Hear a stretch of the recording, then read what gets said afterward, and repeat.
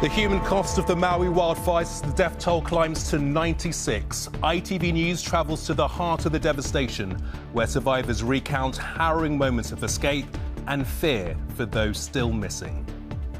Pitch black, thick smoke. Couldn't see, just in the reach of my arm, I couldn't even see that far. The screaming, the yelling, the honking of horns, the sirens wailing. Tonight, there are questions about the lack of emergency warnings after the deadliest wildfires in the US in more than a century. Also ahead. The police service of Northern Ireland says it's confident that leaked data of officers is in the hands of dissident Republicans. Criticism of new plans for waiting time targets for NHS cancer patients in England amid record waiting lists. We need to call this out and we need to say we need radical change. We don't need small steps. This is the biggest cancer crisis of my lifetime and it's not fair for patients. There's a train coming! Warnings from Network Rail after footage of incredibly dangerous misuse of level crossings is released.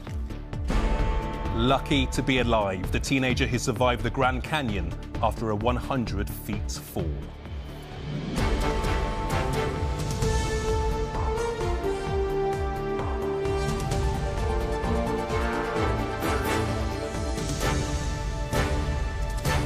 This is the ITV Evening News with Gamal Fahnbulleh. Good evening. We begin tonight with a powerful eyewitness report from the devastation on the Hawaiian island of Maui. The wind-driven inferno that tore across Maui last week consumed everything in its path. A hurricane of fire that moved at speeds of more than a mile a minute, reducing buildings to ash and, it's feared, claimed hundreds of lives.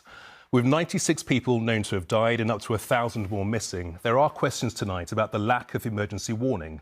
But seared into the minds of those who survived the flames is the sheer horror of what befell their homes, their communities and the people they loved.